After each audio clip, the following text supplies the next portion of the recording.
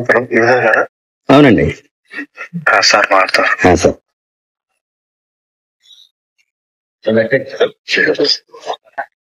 Hello sir నమస్తే sir. నమస్తే నమస్తే కిరణ్. ఇప్పుడే సార్ పొద్దు చూసిన పేపర్ చూసినప్పుడు సార్ సార్ ఇంటికి చనిపోకూడదు దానికి సార్ సార్ నాని ఏమైనా మన ఫ్రెండ్ నాని అంత బాగా పట్టించుకుంటున్నారు. బాగా పడుతున్నాను సార్. 2003 అయింది సార్ డిఎస్పీ ఆఫీస్ దగ్గర రాత్రి. నాతోనే పడుతున్నారు సార్, నాతోనే ఉన్నారు సార్. సార్ అందరూ ఉన్నారు party entire party. Thank you sir, thank you sir. One time sir sir sir sir అలాగే సార్. ఏమైతే తప్పు చేస్తా ఉన్నారో వాళ్ళు చేయకూడదు sir sir sir thank you sir, thank you sir. Okay sir, thank you sir. Satish గారు ఉన్నారు. హలో హలో అలా సతీష్ సతీష్ సతీష్ ఆయన షాప్ సార్ నా షాప్ లో జార్ జరిగింది సార్. సారీ సతీష్, ఇప్పుడు పొద్దున పేపర్ చదువుతా అన్నప్పుడు బాధ అనిపిస్తుంది నాకు. Okay sir. అందరం ఉందాం సతీష్. ఎస్సీ మాలను గిలుతూ నా మీద దాడికి దిగారు సార్. కుల్లం పేరుతో చుట్టుతూ నన్ను ఒక 100 మంది పైగా వచ్చి నాకు కొట్టిన మొత్తం తాళాలు వేసి పారిపోతే ఆ తాళాలు పగలగొట్టి నా షాప్ లో ఉన్న మొత్తం ఫ్రిడ్జ్, డ్రింక్స్, మొత్తం స్నాక్స్ అన్ని అమ్ముతా ఉంటారండి. అవన్నీ పడగొట్టేసి నా కుటుంబం జరిగే విధానాన్ని నన్ను నాశనం చేశారు. పోలీసుల దగ్గర 36 పేర్లతో వాళ్ళందరి పేర్లతో కేసులు పెట్టావు కదా? పెట్టాను sir, SC ST case sir. పెట్టినా కూడా పోలీసుల దగ్గర నుంచి స్పందన లేదు. అవును సార్. రిజిస్టర్ అయ్యింది కాబట్టి ఓకే సార్. మనం వచ్చినాక ఓకే, థ్యాంక్ యూ సార్. మంచి జరుగుతుంది. మనం ఎప్పుడైనా కానీ మన టైం వస్తుంది. మన పార్టీ కార్యకర్తలందరూ మా తోడుని చాలా మంచిగా చూస్తున్నారు సార్. అట్లీస్ట్ మీరు వాయిస్ థ్యాంక్ యూ సార్. అందరూ ఉంటాం sir. Thank you sir. Bye sir. Thank you sir. Jaganmohan Reddy ఏ పని సక్రమంగా చేసినా చేయకపోయినా ఎవరైతే చంద్రబాబు నాయుడు గారిని, పవన్ కళ్యాణ్ గారిని బాగా బూతులు తిడతారో వాళ్ళని మాత్రం బాగా ప్రోత్సహిస్తాడండి. గిరిధర్ అనే ఒక వ్యక్తి పవన్ కళ్యాణ్ గారిని ఏ విధంగా దూషించాడో మనం అందరం చూసాం. ఆ తర్వాత జన సైనికులు వెళ్ళారు, క్షమాపణ చెప్పించారు, అదొక పెద్ద రచ్చ అయింది. దాడి చేశారని చెప్పేసి అని ఇప్పుడు పరామర్శ పేరుతో వైసీపీ నాయకులంతా ఒక కొత్త డ్రామాని తెరదీశారండి. కులాన్ని తీసుకొచ్చారు, అతను చుట్టూ వైసీపీ నాయకులంతా చేరి జగన్మోహన్ రెడ్డితో ఫోన్లో మాట్లాడండి అని చెప్పేసి అని జగన్ చేత ఫోన్లో మాట్లాడిపించారన్నమాట. ఫోన్లో పరామర్శ ఏ విధంగా పరామర్శిస్తున్నాడు ఒకసారి వినిపిస్తా చూడండి. అవునండి.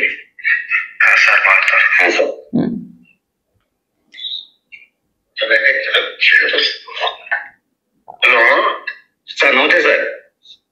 నమస్తే నమస్తే కిరణ్.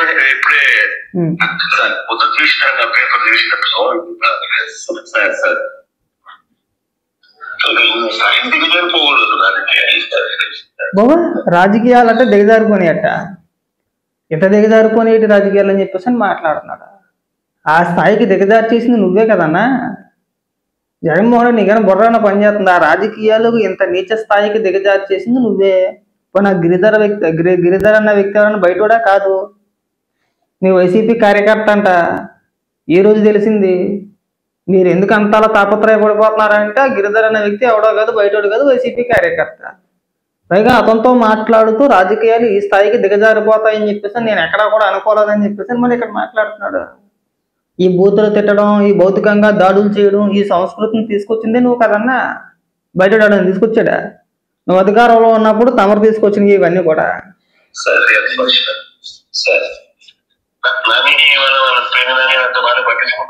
బాగా పట్టించుకున్నారు.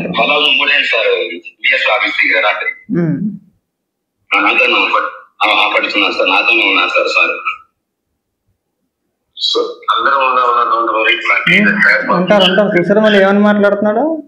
అందరం ఉన్నామన్నా డోంట్ వరీ, నువ్వు ఇంకా ఈసారి ఇంకా ఎక్కువ బూతులు మాట్లాడేసి అమలక్కలు బూతులు తిట్టే కావాలంటే అని ఒక లెవెల్ వరకు బాగానే తిట్టావు, కానీ మా నాయకులు అంత బాగా తిట్టలేకపోయావు, ఇంకా దిగజారిపోయి బాగా బ్రహ్మాండంగా తిట్టే ఏమన్నా ఉంటే మీ వెనకతలు మేము ఉన్నాం మేము చూసుకుంటాం అని చెప్పేసి మాట్లాడుతున్నావా? ఏం చెప్పాలి నువ్వు? రాజకీయ విమర్శలు చేయొచ్చు కానీ వ్యక్తిగత విమర్శలు చేయకూడదు. మనం ఎలా బూతులు మాట్లాడితే ఇలాగే ఉంటది, వాళ్ళకు కూడా బీపీలు రేజ్ అవుతాయి. గతంలో మేము అధికారంలో ఉన్నప్పుడు కూడా ఎవడన్నా ఏదన్నా మాట్లాడితే ఊరికే చిన్నదానికి పెద్దదానికి కూడా మా కార్యకర్తలకు బీపీలు రేజ్ అయిపోయి ఇలాపై దాడులు చేసేవారు. అలాగే అందరు అభిమానులు కూడా బీపీలు పెరుగుతాయి అని చెప్పేసి మనం కాస్త జాగ్రత్త చెప్పాలి. జాగ్రత్త చెప్పడం మనిషి మేము ఉన్నాంలే అన్నా, మేము చూసుకుంటాంలే అన్నా, పేరునని బాగానే చూస్తున్నాడు కదా నేను కొత్త పెళ్లి కొడుక బాగా చూడటానికి, పైగా ఫోన్ చేసి పరామర్శన సిగ్గని పెంచట్లేదు. అంత పచ్చిగా బూతులు మాట్లాడి నిస్సిగ్గుగా అన్ని తిట్టిన వ్యక్తిని మళ్ళీ ఫోన్లో పరామర్శ, ఇక్కడ మళ్ళీ ఇంకొక డ్రామా, మళ్ళీ నీ కులాన్ని తీసుకొచ్చి ముందెట్టేయాలా? మనం తిట్టిన మాటలేం కనబడ, మనం తిట్టేటప్పుడు లేని కులం ఏదైనా వస్తే మనకు సడన్ గా ముందుకు తీసుకొచ్చి పెట్టేస్తారండి. ఇప్పుడు నేను మాట్లాడుతున్నా, నేను జగన్మోహన్ రెడ్డి విమర్శిస్తాను, అలాగే వైసీపీ నాయకులు ఎవరైనా మాట్లాడతాం, వైసీపీ నాయకులు కూడా విమర్శిస్తూ ఉంటాం. ఇప్పుడు నాకు ఏదైనా ఒకవేళ ఏదైనా వైసీపీ నాయకులు కేసులు గీసులు పెడితే నా కులాన్ని తీసుకొచ్చి ముందెట్టానా?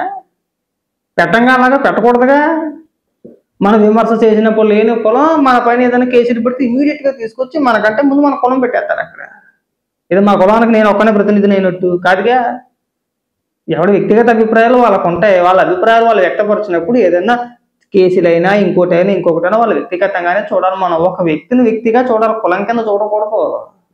ఇక్కడ నుంచి అసలైన డ్రామా ఇంకొకటి ఉంటుందండి, నెక్స్ట్ లెవెల్ డ్రామా అన్నమాట, వినిపిస్తూ చూడండి.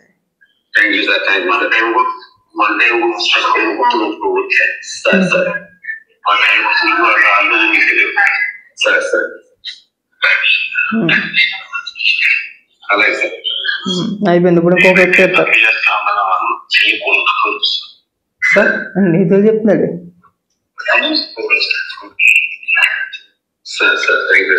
ఫోన్లో మాట్లాడడం కూడా సరిగా మాట్లాడడం, అన్ని సగం సగం మింగేసినట్టే మాట్లాడాలి, వాయిస్ కూడా క్లారిటీ ఉండదు, సత్యత ఉండదు. ఆ ఫోన్లో మాట్లాడడం కూడా సరిగా మాట్లాడకపోతే ఎలాగన్నా అన్ని సగం సగం మాటలు మాట్లాడితే అట్ట అలాగే వినపడట్లేదు నాకు, అది వాళ్ళే ఫోన్ చెవి దగ్గర పెట్టుకుంటున్నారు ఏం మాట్లాడుతున్నాడు అని చెప్పేసి. నువ్వు దయచేసి ఇలాంటివి ఖండించకపోయినా పర్వాలేదు కానీ దయచేసి సపోర్ట్ చేయమాకన్నా, ఎంకరేజ్ చేయి మాకు. వాటిని మనం ఖండించాలి, నువ్వు అలా మాట్లాడకూడదురా బాబు అని చెప్పేసి అని ఖండించాలి. అంతేగాని మీ వెనకాతలు మా వాళ్ళు అందరూ ఉన్నారు, ఈసారి నుంచి నువ్వు ఇంకా బ్రహ్మాండంగా తిట్టే అంటే ఊరుకోరన్నా. పరిణామాలు చాలా తీవ్రంగా ఉంటాయి. గతంలో కాదు, గతంలో అలా వదిలేసి వదిలేసి వదిలేసి పోనేలే పోనేలే పోనేలే అని వదిలేసిన మూలానే ఇవాళ నా తాడు బొంగలో లేని ప్రతి ఒక్కడు వచ్చి నోటికి ఇష్టానుసారంగా మాట్లాడుతున్నారు. రాజకీయ విమర్శలు ఎవడో చేయట్లేదు అన్న, ముఖ్యంగా మీ పార్టీ నాయకులు కానీ కార్యకర్తలు కానీ. వైసీపీ పార్టీ నాయకులు కార్యకర్తలు ఏ ఒక్కడో కూడా సబ్జెక్ట్ పరంగా రాజకీయ పరంగా రాష్ట్ర అభివృద్ధి గురించి కానీ పరిపాలనా విధి విధానాల గురించి కానీ ఎవడో విమర్శ చేయదు అసలు. ఎంతసేపు వ్యక్తిగతంగా విమర్శించడం, అయితే పవన్ కళ్యాణ్ గారిని వ్యక్తిగతంగా విమర్శించాలి, లేదంటే నారా లోకేష్ గారు ఉద్దేశించి ఆయన బాడీని ఉద్దేశించి, లేదంటే ఆయన ఏదైనా ఎక్కడైనా మాట్లాడో దాన్ని తీసుకొచ్చి దాన్ని ట్రోల్ చేయడం, వ్యక్తిగతంగా ఆయన్ని కించపరచడం, ట్విట్టర్లో స్పేషల్ పెట్టుకోవడం, అందరిని అమ్మనాబూతులు తిట్టేయడం, పవన్ కళ్యాణ్ గారు ఎక్కడికన్నా వెళ్తే ఆయన ట్రోల్ చేయడం, కొన్ని ఆయన ఏదైనా మాట్లాడితే మళ్ళీ దాన్ని తీసుకొని ట్రోల్ చేయడం, మన ముఖముఖల కింద ఎడిటింగ్ చేయడం, మళ్ళీ నీ ముందు వెనక ముందుకు వేసేయడం, లేనిది ఉన్నట్టుగా సృష్టించడం, అన్ని ఫేక్ ఎడిటింగ్ చేసి మనం ప్రచారం చేయడమా. పైగా ఇక నువ్వు రాజకీయాల గురించి విలువల గురించి రాజకీయాలు ఎంత అలా దిగజారిపోతాయి అనుకోలేదని చెప్పేసి నువ్వు మాట్లాడుతున్నావంటే నీకు బుర్ర ఉందనాలా లేదనాలా నాకైతే అర్థం కావట్లేదు.